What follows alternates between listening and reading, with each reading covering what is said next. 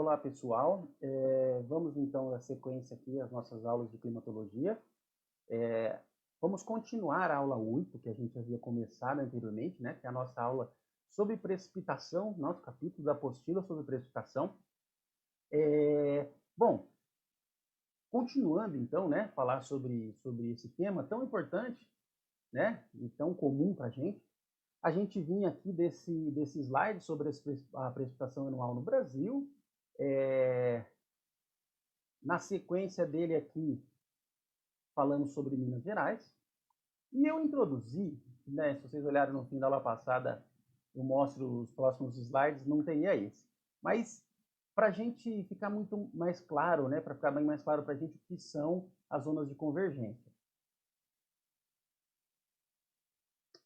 A gente tem aqui, pessoal, uma carta sinótica. Se vocês quiserem, quando vocês entrarem no site do CPTEC, que é o site que um site bom que eu confio, né, sobre previsão meteorológica, você tem acesso a essa carta sinótica aqui, tá? Isso é uma carta sinótica, ela é desenhada aí pelos meteorologistas, tá?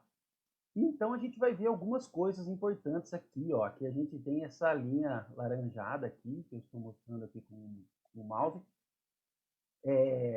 Isso aqui é uma zona de convergência intertropical, que chama, que ela está entre os trópicos, ela se forma sempre aqui no norte do Brasil, uma zona de convergência.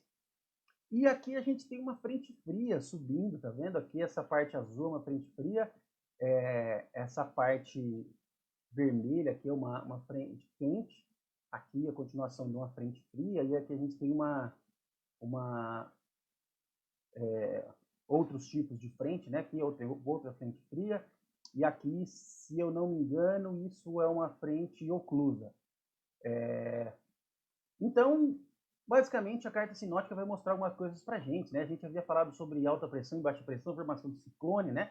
Então, aqui a gente tem um negócio que a gente chama de cavado, né? Os meteorologistas chamam de cavado. Se a gente for olhando aqui na carta sinótica como se fosse um mapa topográfico, né? A gente tem a nossa pressão atmosférica descendo, né? Então, aqui a gente tem a menor pressão atmosférica, 960. Então, a gente tem uma zona de baixa pressão. E aqui em 1024, uma zona de alta pressão. Aqui também vai estar em 1024, ou alguma coisa próximo disso, não tem o número. E aí, o que a gente tem normalmente nessas zonas de baixa pressão, em geral, quando a gente tem mudança de tempo, a baixa pressão está sempre associada a uma mudança de tempo. Então, esse cavado aqui, ele tem um comportamento, né? Por ser uma zona de baixa pressão central, um comportamento como se fosse um ciclone aqui, né? Uma formação de um ciclone que vai fazer, e esse ciclone vai continuar subindo aqui, vai para a atmosfera, vai aqui normalmente para o oceano e vai se dissipar e vai sumir ali na frente no oceano.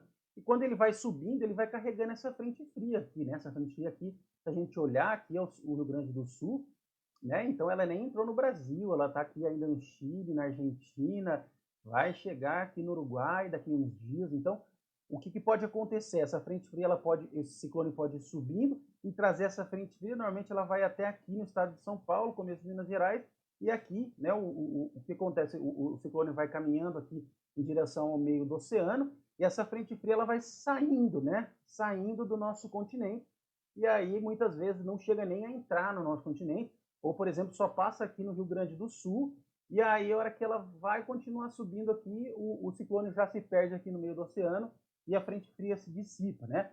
Então, muitas vezes a gente tem previsão de chuva, e aí a previsão muda, daí as pessoas, nossa, porque a previsão está errada.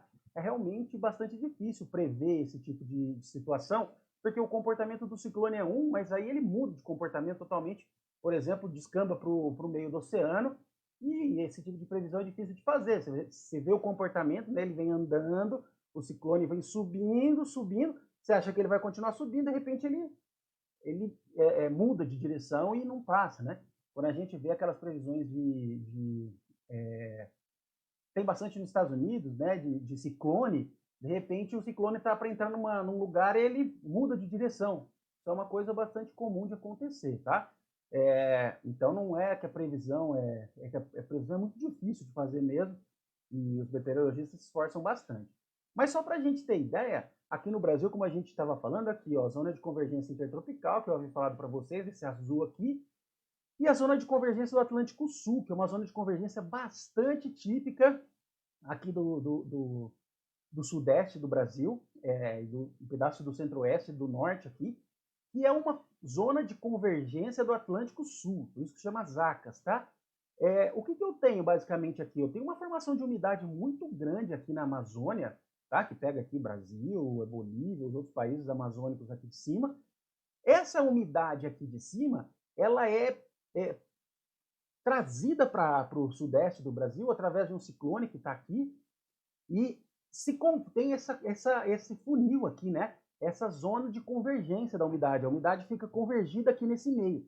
Então, basicamente, essa zona de convergência de umidade, ela é o grande alimentador dos reservatórios de água que a gente tem no Brasil. Se a gente for olhar, por exemplo, o setor elétrico brasileiro, aqui a gente tem um lugar que a gente chama de polígono das águas, aqui, deixa eu voltar aqui, polígono das águas, que é onde se concentram 60% de toda a água do setor elétrico brasileiro. Ela está são 4, 5 usinas hidrelétricas aqui de reservatório. Uma delas vai aqui para o São Francisco, né, que é a nascente do São Francisco, aqui Santa Maria. Aí a gente tem outras usinas hidrelétricas aqui que sobem aqui para o Tocantins, né, que vão lá para as usinas do norte do país. E as outras 3 aqui, que são a nascente do Paranaíba e do Rio Grande, que vão se juntar aqui e formar o Rio Paraná, que vai turbinar lá embaixo Furnas. Furnas aqui, né, no começo, que vai lá embaixo turbinar Itaipu. Então, são lugares onde a gente tem reserva de água muito importante para o Brasil, tá? Então, aqui a gente tem a nascente de São Francisco, aqui a nascente do Rio Tocantins e a nascente do Rio Grande, dos outros rios aqui que formam o Rio Paranaíba e descem aqui para juntar com o Rio Grande, com o Tietê, com o Paranapanema ali, na formação do Rio do Paraná, que já é Paraná aqui, né, no Tietê e no Paranapanema, que é o centro principal de geração de energia do Brasil.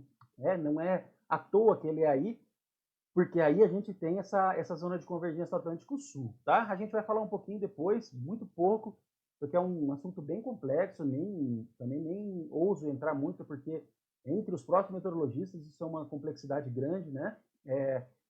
Que é o El Niño. Então, o El Niño e o Laninha, né, que são os dois fenômenos que a gente tem aí, que, vamos dizer, mudam o clima quase que mundialmente, né? Quase não, mudam mundialmente. Então, eles vão afetar mais, é claro, a América do Sul, a Austrália, a costa oeste americana, a costa leste da Ásia, mas vão afetar a África também, vão afetar outros continentes, quase todos aí. E o que ele faz aqui? O El Niño e o Laninha, eles dão mais condição de zacas, às vezes, e menos condição de zacas. Então, basicamente, quando a gente tem anos hidrológicos muito favoráveis, a gente tem ocorrência de zacas permanente. E você vai pensar aí, tentar lembrar, aqueles dias que a gente tem 7, 8, 9, 10 dias de chuva sem parar, só que é uma chuva fraca, né? Aquele dia que parece que não para de chover, né?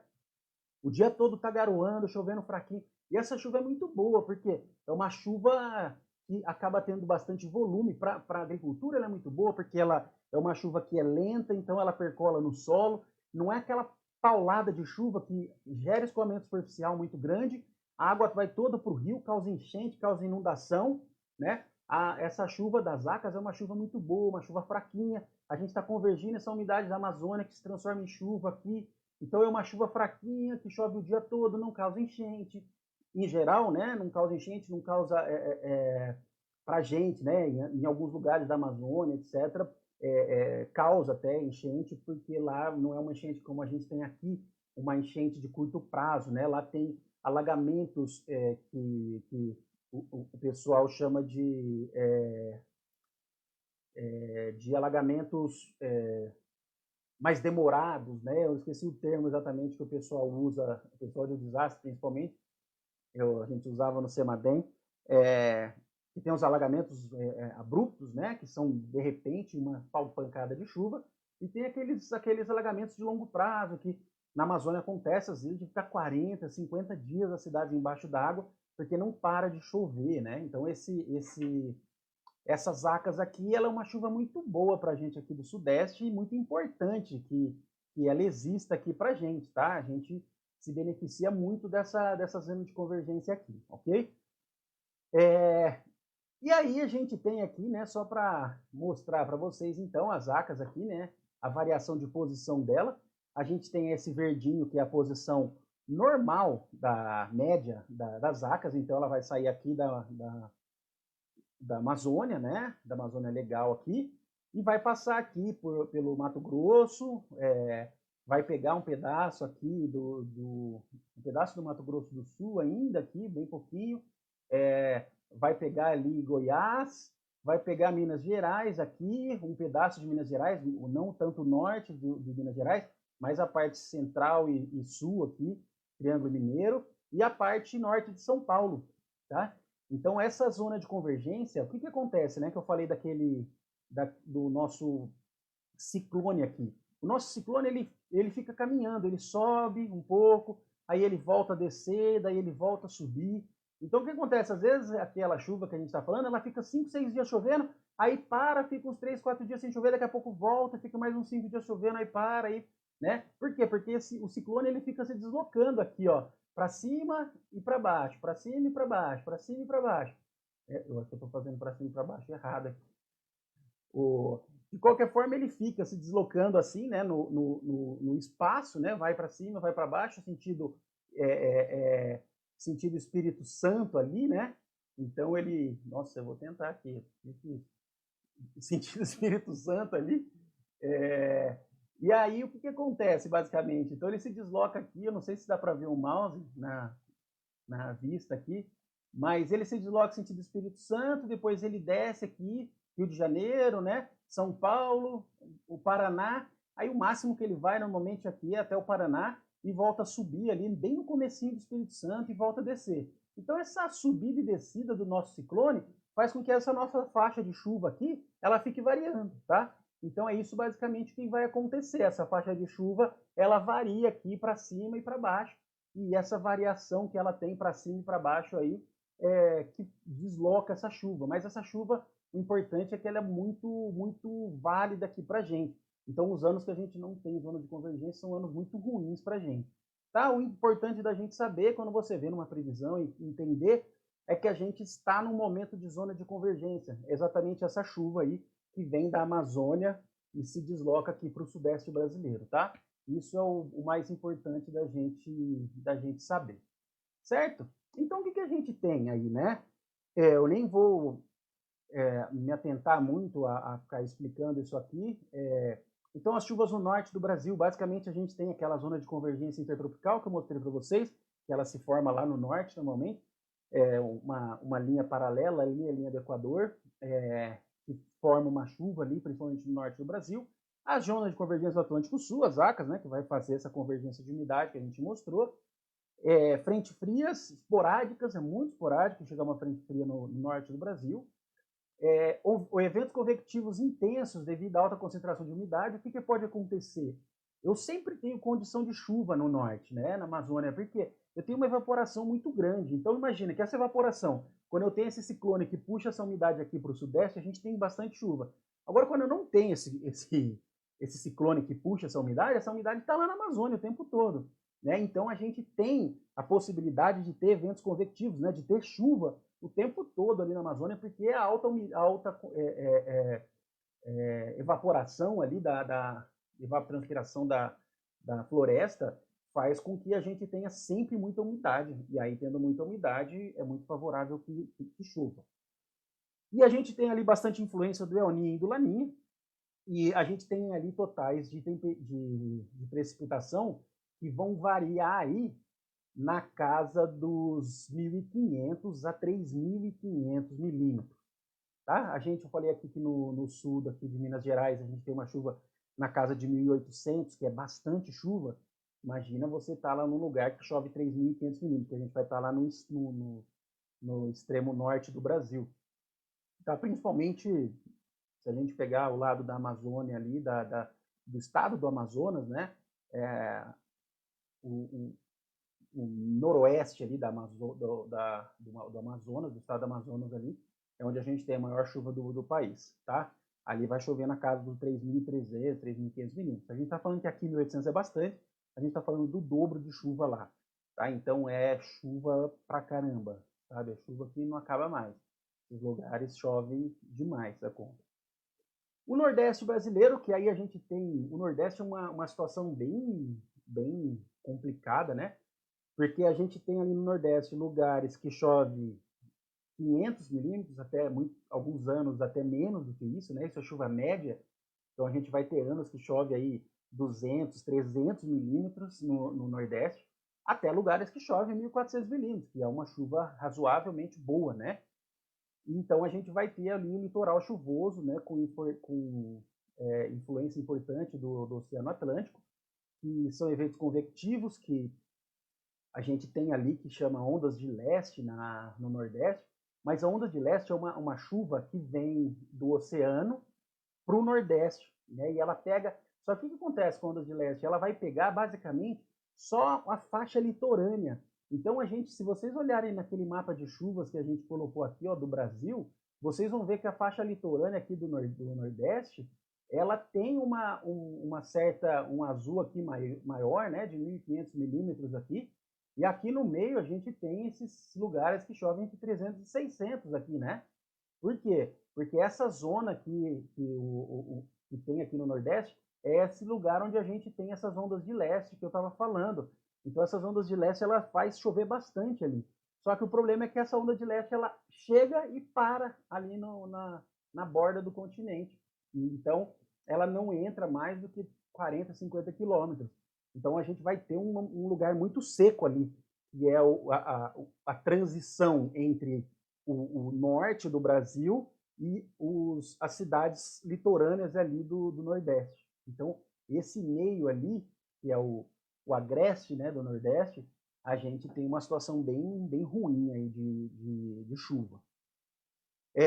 O interior semiárido, né, tem o problema da célula de Hadley, que a gente já explicou aqui, a célula de Hadley, que é o local onde a gente vai ter a célula de Hadley na sua situação de convergência e descendência de ventos ali, né, e de umidade.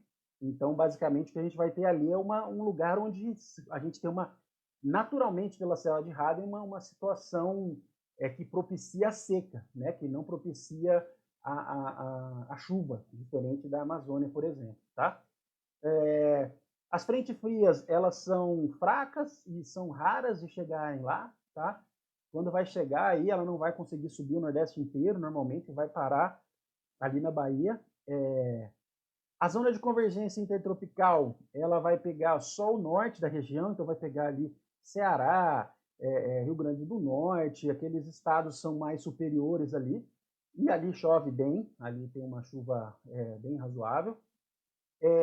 E tem eventos convectivos esporádicos, porque o que acontece ali? A gente não tem, diferente da Amazônia, como são região muito seca, a gente não tem muita umidade na atmosfera, né? Então, a gente sabe que o centro-oeste brasileiro, que daí já está ali na divisa do centro-oeste com o nordeste, são lugares muito secos, né?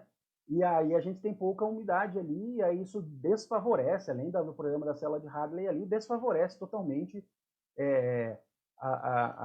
o processo de a gente ter umidade ali, isso causa eventos convectivos muito raros, né? E aí totais de chuva entre 500 e 1.400 milímetros aí, que 1.400 está ainda bom, né? Agora 500, 300, que é o que chove ali naquela região, é muito ruim.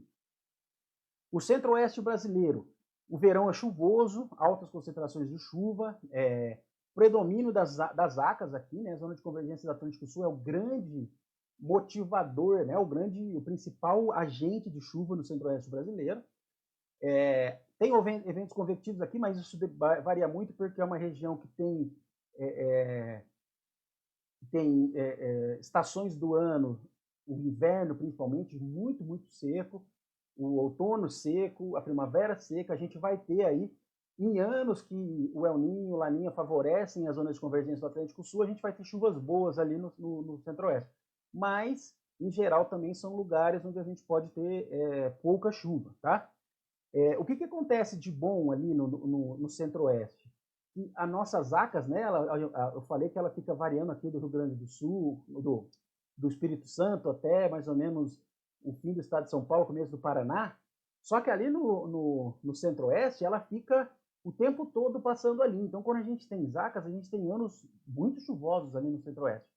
Tá? Mas eles dependem quase que exclusivamente das zacas. É diferente, por exemplo, aqui do centro-oeste, que a gente tem bastante umidade, a gente tem uma influência oceânica muito forte, então a gente tem evaporação do oceano, a gente tem uma condição oceânica que influencia muito aqui. São Paulo, Minas Gerais, Rio de Janeiro, né? Ah, mas Minas Gerais não tem mar. Não, eu sei que Minas Gerais não tem mar, só que ele é muito próximo, né? O Rio de Janeiro é muito estreito.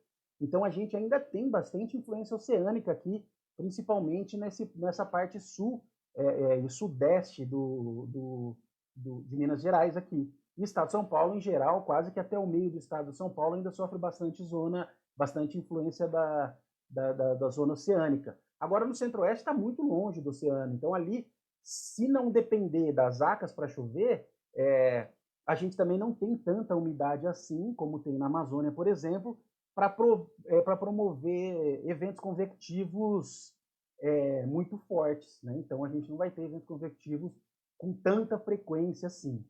Frentes frias muito pouco frequentes, né? Não é um lugar que esfria muito. E o período seco, como eu já disse, o período seco é muito forte. A gente tem secas ali, períodos de seca, né? Muito longos. Então são lugares que tem problemas, até as pessoas têm problemas de doenças respiratórias, porque fica uma parte grande do ano com a umidade muito, muito baixa e faz até mal para a saúde. Mas a gente tem totais anuais aí que variam entre 1.200 e 2.500. Então, são totais anuais aí razoáveis, né? De chuva. 1.200 é razoável, 2.500 é bastante chuva, mas aí a gente está pegando principalmente essa região que tem essa influência das acas aí, e é muito comum. E a gente tem ali, basicamente, bloqueios atmosféricos por conta dessa, que eu falei para vocês, dessa falta de interferência oceânica. A gente tem uma alta influência continental ali, e essa influência continental ela pode causar esses bloqueios atmosféricos e não deixar a chuva chegar nesses pontos aí. O sudeste brasileiro, aí a gente já tem verões bem chuvosos, a gente não tem invernos, tem invernos secos, mas eles não são tão secos, por exemplo, quando é o centro-oeste, por conta dessa interferência oceânica que a gente tem. As frentes frias, 56% dos eventos de chuva ao longo do ano são decorrentes de frente fria, ou seja, aquela frente fria que eu mostrei para vocês que ela sobe com o ciclone, ela promove, né? A gente já estudou frentes lá, então a gente vê que as frentes frias elas trazem chuva, né? Em muitos casos. Então 56% dos eventos de chuva que a gente tem no sudeste são causados por frentes frias que estão subindo o Brasil aí do sul para o norte do Brasil, para o nordeste ali, né? Eventos convectivos, a gente tem bastante eventos convectivos aqui, aquelas chuvas de pancada que a gente vê principalmente, são eventos convectivos em gerais mais locais, né? Quando a gente fala de eventos convectivos, são aquelas situações que propiciam chuva local. Então aqui no sudeste a gente tem muito lago, de represa, de reservatório de água, de usina hidrelétrica, isso também evapora. A gente tem um pouquinho de Mata Atlântica, e essa evaporação aí propicia bastante umidade no ar e tem aquelas pancadas de chuva que a gente tem também. Ciclones tropicais e extratropicais, que são aqueles ciclones que vêm além dos trópicos, né, que são muito comuns de formação na Argentina, etc. Que são esses ciclones que eu falei para vocês, que trazem aí as frentes frias, basicamente, né? E a gente tem totais anuais variando entre 800 e 2.000, né? O 2.000 vai estar aqui na Serra da Mantiqueira, basicamente, que é o lugar onde mais chove aqui na região sudeste. E a gente também tem bloqueios atmosféricos. Em 2014, pessoal, se vocês lembrarem daquele ano ruim, seco, 2014, a gente teve uma sequência de bloqueios atmosféricos aí que foi muito significativa para a gente, fez, né? O sistema Cantareira secar, etc. e tal. Bom, o sul, pessoal, ele ele tem muita influência oceânica, né? O Sul é o estreito e está liberando o oceano em todos os estados. Então a gente tem uma chuva totalmente diferente, porque assim no Sudeste, no Centro-Oeste, basicamente o que a gente tem um verão muito chuvoso e um inverno mais seco, né? Um inverno com pouquíssima chuva. O Sul não, o Sul é um negócio meio maluco, assim, a gente não tem predominância de chuva em nenhuma estação do ano. A gente tem chuva frequente, ela é distribuída ao longo do ano, ou seja, sempre está chovendo no Sul. Chove, para, né? Ali tem muita influência se no Sudeste a gente já tem muita influência de frentes frias, no Sul a gente tem muito mais, porque as frentes frias, antes de chegar no Sudeste, ela passa pelo Sul. Então, assim, e o Sul, ele sofre processos ali por conta da interferência da Antártida ali, principalmente, da formação dos ciclones ali embaixo, bastante importante, tá? Então, os ciclones, principalmente os tropicais que se formam ali no trópico, os extratropicais, eles influenciam muito a umidade do sul do Brasil, tá? E a gente tem totais anuais aí de 1.400 milímetros, mais ou menos, tá? Nossa, mas 1.400 não é baixo? Não, é uma chuva razoável, mas muito bem distribuída. Basicamente, o que acontece no sul, o grande problema do sul é que a gente tem ali, principalmente os pampas gaúchos, né, que são aquela parte mais para dentro do continente, mais continentais mesmo ali, que fazem divisa ali com a Argentina, que a gente vai ter ali muitos eventos de seca drástica também, tá? Então, a parte mais litorânea principalmente do Rio Grande do Sul, e é que daí o Rio Grande do Sul, ele tem, Santa Catarina, ele é estreito ali na faixa continental e ela alarga na faixa litorânea ali. Então, basicamente, o Rio Grande do Sul ali e Santa Catarina como um todo vai ter uma chuva mais bem distribuída, e o Rio Grande do Sul vai sofrer um pouquinho com algumas secas que acontecem ali na parte continental dele, tá? Nos Pampas Gaúchos ali, onde os Pampas Gaúchos, ele tem muitos anos que tem secas severas, secas assim, do nível das secas do Nordeste, inclusive. Então, isso cai um pouco o total anual de chuva aí dos estados do Sul. Mas, em geral, são estados que chovem com bastante frequência e a variação de chuva deles é muito baixa. O que acontece é que a gente não tem uma distribuição clara. Então, a gente não fala assim, aqui no Sudeste, a chuva vai começar lá para novembro e vai acabar lá para março, né? Lá no Sul, não. Lá no Sul, chove de janeiro a dezembro e chove de forma aleatória quase, tá? Não é um negócio tão fácil da gente prever, não tem aquela distribuição normal muito bonitinha, né? Vamos falar matematicamente, quando a gente pega na distribuição normal, gaussiana, aquela gaussiana bonitinha, quando a gente ajusta a gaussiana para chuva no Sudeste, que a gente vai ter ali no pico da chuva da curva ali de Gauss, né? De uma gaussiana, o pico vai estar ali mais ou menos em fevereiro, né? Então é onde chove mais fevereiro e março chove bem, começa a descer, aí junho, julho são as bordas aqui, né? Aqui a queda, maio, junho, julho, aqui as bordas que vão estar dos lados, e aqui no centro vai estar os meses ali de início de ano, de janeiro a março ali. Agora no sul a gente não tem essa gaussiana bonitinha, lá é um gráfico meio maluco assim, qualquer ano que você pegar, e aí vai variar bastante, porque a chuva ali não tem distribuição constante e clara. Bom, pessoal, agora falando de instrumentação e monitoramento de precipitação, basicamente o que a gente tem aqui é a altura pluviométrica, né? O que a gente vai tirar disso aí? Quando a gente vê na previsão de chuva, choveu 1 milímetro, né? O que quer dizer esse 1 milímetro?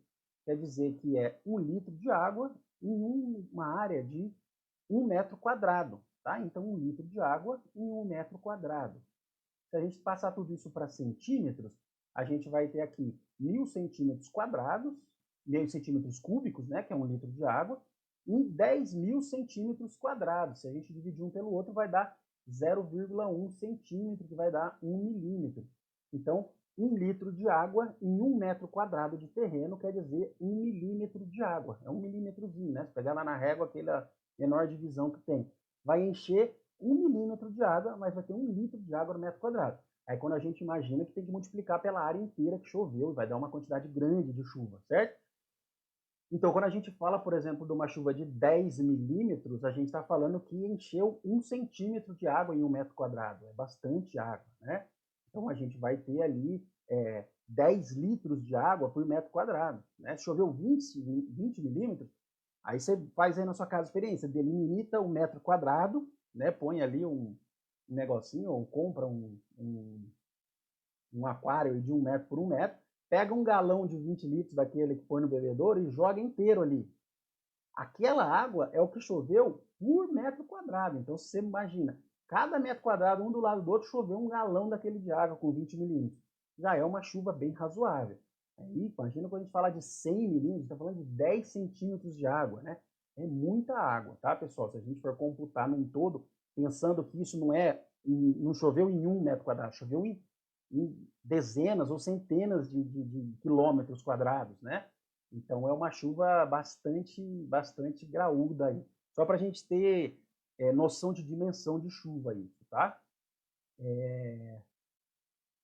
Então aqui o tempo de duração da chuva também vai ter bastante a ver para a gente, né? Choveu, por exemplo, 20 milímetros em 1 hora. Então essa chuva aí, que eu falei, esses 20 litros, demorou 1 hora para ele chover. Agora você imagina 20 litros, 20 milímetros em 10 minutos. Né, 20 minutos em 10 minutos, choveu essa pancada, você jogou esse galão aí, ele demorou 10 minutos para cair o galão inteiro em 1 metro quadrado. É uma pancada de chuva muito forte, né? Então a gente tem que sempre analisar pensando no tempo que a chuva demorou também, ok?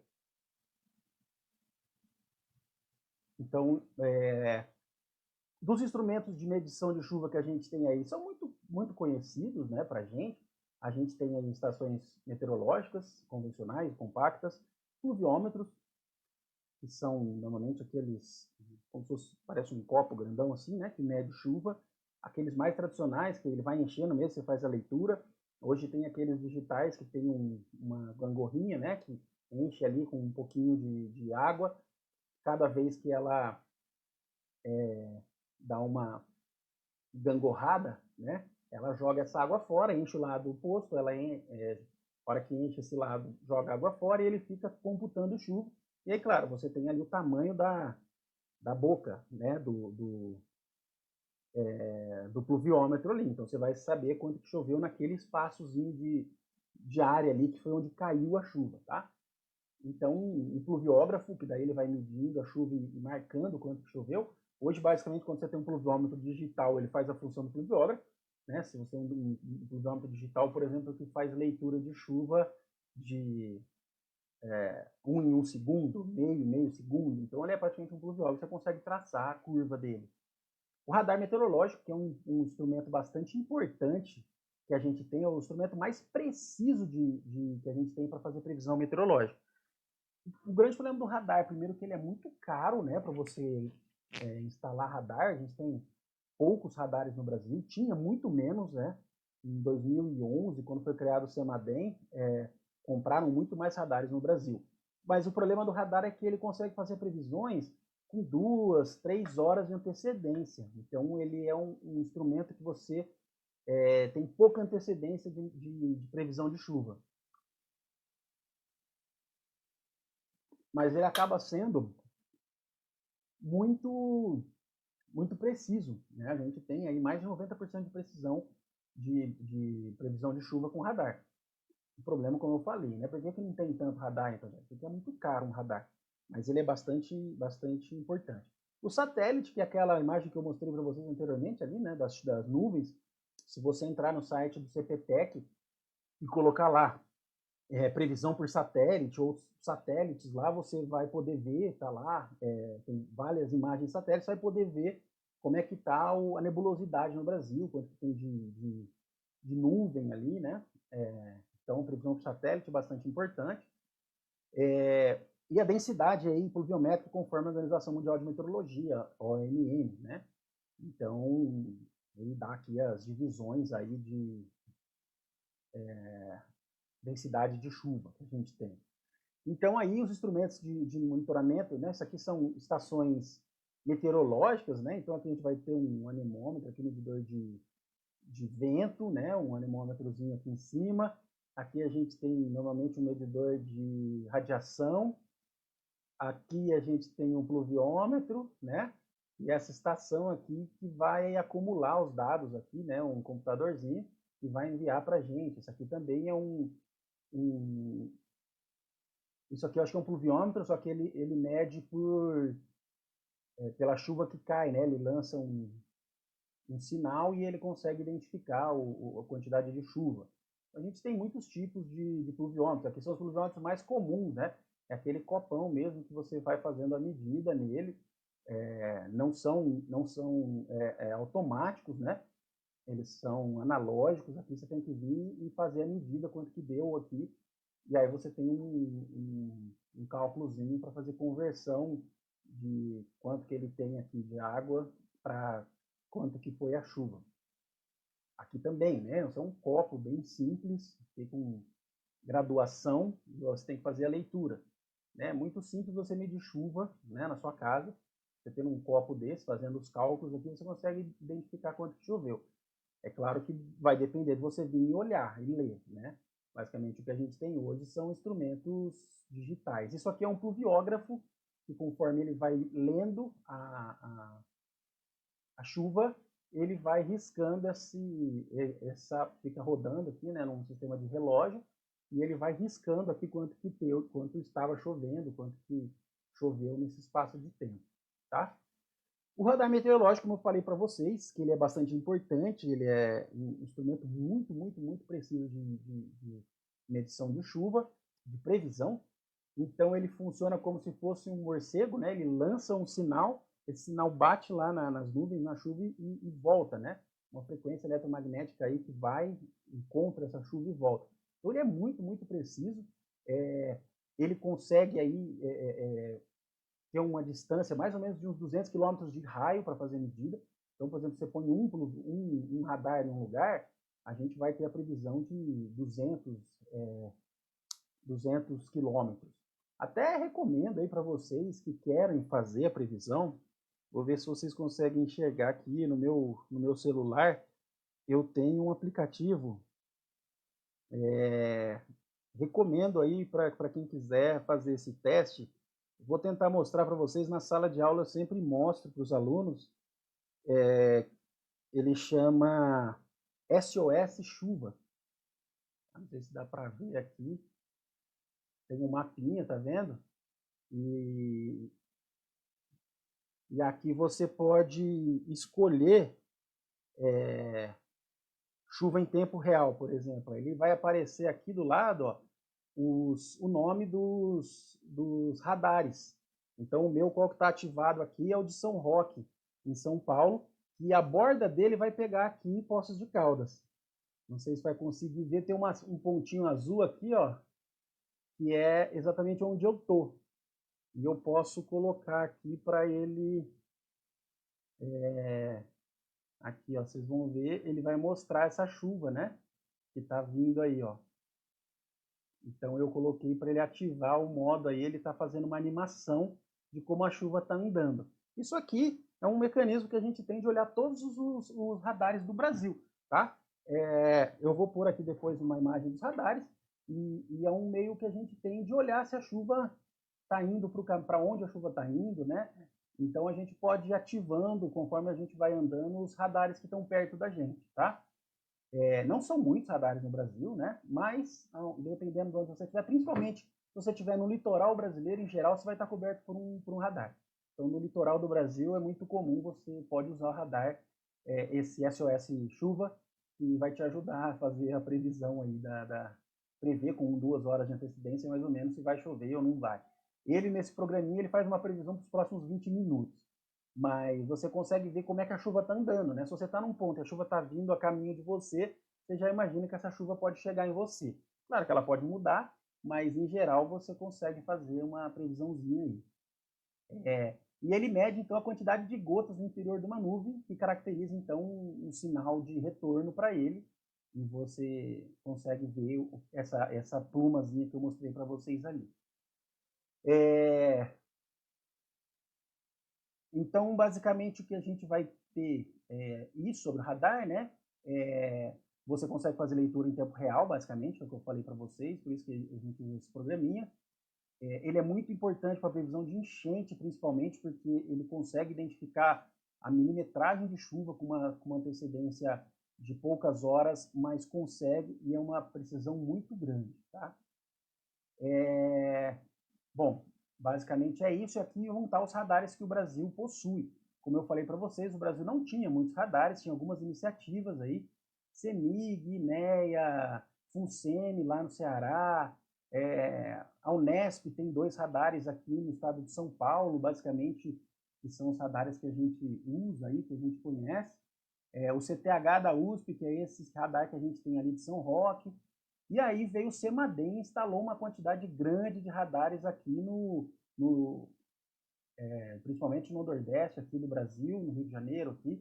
Então a gente consegue prever aqui as chuvas no litoral. Tá, pessoal? É muito comum ter enchentes nas cidades litorâneas do Nordeste, apesar de, como a gente já falou aqui, de chover pouco, essa onda de leste ela faz uma chuva muito intensa aqui. Né? E a maioria desses aqui estão do CIVAM, que era aquele sistema antigo da Amazônia, né? Que foi aí, nem lembro a década, acho que 80, 70, não lembro quando que é o CIVAM exatamente, mas basicamente o que a gente vai ter aí do CIVAM são esses radares que estão lá na Amazônia, lá no norte do Brasil. Tá? Então, isso que a gente tem basicamente de radares aqui, esse é um dado de 2015, tá?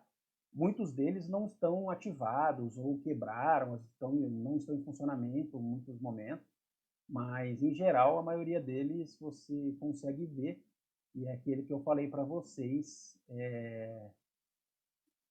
usarem ali do SOS, ele tem a maioria desses radares aqui mesmo. Então, essa aqui é uma foto de um radar, tá? Essa bola aqui em cima, que é o radar. Essa aqui é uma torre, esse radar fica aqui em cima. E é ele que faz essa leitura aí pra gente. Isso é uma imagem de radar, né? Que o radar ele fica aqui no meio, como eu falei para vocês, ele tem um raio aí de 200 km mais ou menos, que faz uma previsão. Quanto mais na borda você tiver, mais impreciso ele é. Quanto mais próximo aqui do centro, mais preciso você vai ter aí de previsão. Tá? Aqui está escrito 30 km, mas os radares mais modernos pegam bem mais do que isso. Tá? Se a gente olhar na imagem anterior aqui, né, a bolinha aqui, imagina, uma bolinha aqui quase pega um pedaço do estado de Minas. Tá? Então a gente tem aí 200 km mais ou menos. Mas, como eu falei, quanto mais aqui em Poços, quando a gente pega do São Roque, a gente está bem na bordinha lá de São Roque. Ainda é bastante preciso, mas é muito mais impreciso que você está lá em Sorocaba, por exemplo, que é do lado de São Roque, mas vai ter uma precisão gigantesca.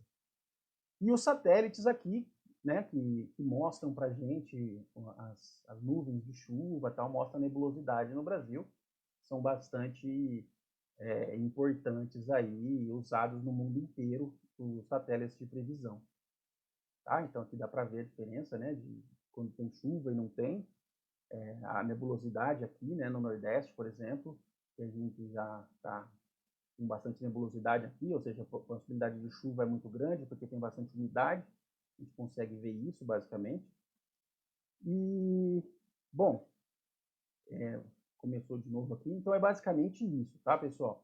De precipitação. Então, são 2 aulas um pouco longas, mas precipitação para a gente é uma coisa que a gente conhece bastante, né? A gente vivencia bastante com a precipitação aí. Então, é importante a gente conhecer um pouquinho da precipitação brasileira, ok? Então, na próxima aula, a gente fala de evapotranspiração e a gente se encontra por aqui. Valeu, um abraço, até mais.